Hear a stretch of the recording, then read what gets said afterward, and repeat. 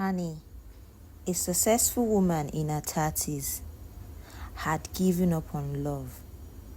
Her Nigerian parents were eager for her to settle down, but Annie had been disappointed by numerous failed relationships. After graduating, Annie landed a well-paying job, but her personal life was lacking. She had been a bridesmaid multiple times, dressed in beautiful Ashwebi attire, but she longed for her own happily ever after.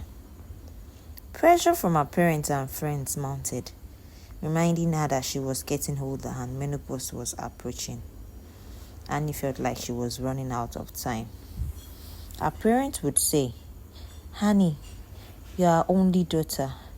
We are expecting grandchildren from you. Time waits for no woman." Her mother would say, twisting the adage, "Time waits for no man."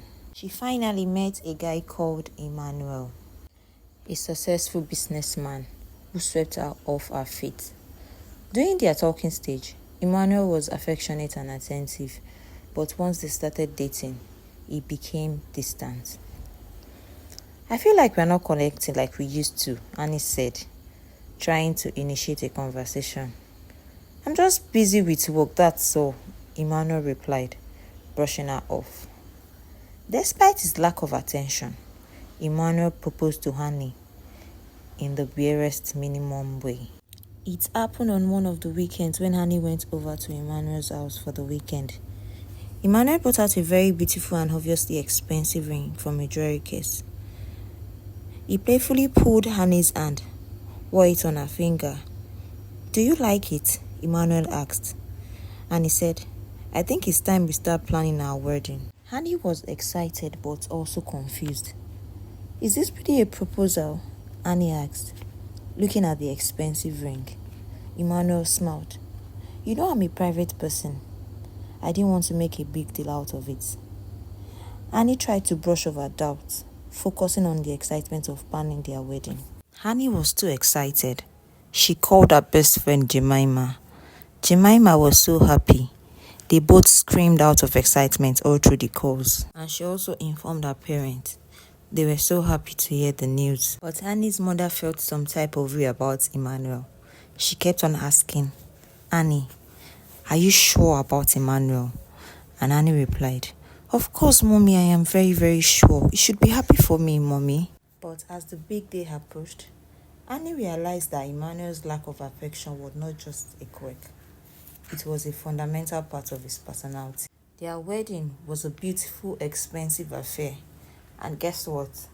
Annie was also the one that wrote Emmanuel's vow to her.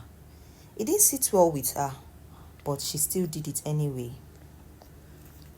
As they exchanged vows, Annie felt a pang of uncertainty. Emmanuel is who you can call a real provider. Even though Annie was earning, she didn't have to spend her money on the upkeep of the home. Emmanuel was providing 100%. As they both settled into married life, Annie realized that Emmanuel's neglect was not just emotional, it was also physical. He would ignore her attempt at intimacy, claiming he was tired or busy. Emmanuel loves when he is complimented or admired, but he ignores Annie at every opportunity. He would ask after dressing up, "Annie, does this suit look good on me?" And Annie would shower him with all the praises, telling him how he looked so good and how well the suit fits. And he would smile. You could tell he loved those praises. You would think that for someone that loves to be admired and praised, would always tell his partner at every opportunity to tell her how beautiful she looks. But the reverse was the case. Whenever Annie asked him, "Emma, how do I look?" he would reply saying, "I don't know. You know I don't know about all this girly stuff. You're the one wearing it, and you should know better." Annie kept trying, just to make the marriage work. And one day, Annie decided to surprise Emmanuel by cooking his favorite meal. She spent hours in the kitchen, preparing a delicious dinner. But when Emmanuel came home, he barely acknowledged her effort. "Thanks for dinner," he said, without even looking at her, and with a straight face. Annie felt hurt and ignored. "You're welcome," she replied, trying to hide her tears. Another day, Annie bought a new dress, and was excited to show it off to Emmanuel. But when he came home, he didn't even notice. "Hey, how was your day?" Annie asked, trying to initiate conversations. "It was fine," Emmanuel replied, without even looking at her. Annie realized that she was not just being ignored, she was being shunned. Emmanuel, making it clear that he was not interested in her or her life. Annie would always ask, "Emmanuel, are you angry with me or something? Why does it seem like you're avoiding me?" Many times, Annie would dress up and look beautiful, expecting Emmanuel to comment on her beautiful looks. Emmanuel would ignore like he didn't see her. Many times, Annie would make new hairstyle. Emmanuel would ignore like nothing is new. Annie would try to be affectionate towards Emmanuel, and Emmanuel would always claim he's too busy or tired. There are even days that Annie would plan a romantic and intimate time out with her husband. She would dress in the most revealing outfits just to be noticed. This man will come back home acting tired and not even making any comment about her sexy outfit. Sometimes, Annie would playfully position herself in a noticeable way, but still, Emmanuel would ignore her. Their bedroom activity only happens at Emmanuel's terms. Whenever Annie initiates anything, he's always tired or too busy. Many times, Annie would break down, crying, and Emmanuel would ignore like nothing is happening. Annie would even ask if she has offended him, and Emmanuel would answer that we are cool. I am not angry with you. The neglect became so much, and Annie would always keep asking what the problem was, but Emmanuel would keep saying nothing is the problem. Whenever Annie asked why she's being treated like that, Emmanuel would get angry, scream, calling her names, calling her an ingrate. Am I not trying my best? Am I not providing for you? You drive the latest car. Are you hungry? Is there anything you need that I don't provide for you? He would scream, almost bringing down the house. And at this point, Annie is always scared to even have any form of conversation or communication with him. At this point, they were practically living like housemates. As the months went by, Annie felt like she was dying inside. She was desperate for attention, for affection, for love, but Emmanuel was not willing to give it to her. One day, Annie reached her breaking point. She realized that she deserved better than a loveless marriage. "I deserve better," Annie said to herself, tears streaming down her face. "I deserve to be loved, to be cherished, to be appreciated." With a new profound sense of determination, Annie packed her bags and left Emmanuel. It was a difficult situation, but she knew it was the right one. As she started her new life, Annie realized that she had been living in a state of emotional numbness. She had been so desperate for love that she had settled for a marriage that was devoid of it, and she actually saw the signs, but she ignored. But now, Annie was free. She was free to love herself, to cherish herself, to appreciate herself. And as she looked in the mirror, Annie saw a strong, beautiful woman staring back at her. She smiled, knowing that she deserved all the happiness in the world. As soon as Emmanuel realized that Annie had left him, he went into a state of panic. He had never been in a situation where he wasn't in control, and he didn't know how to handle it.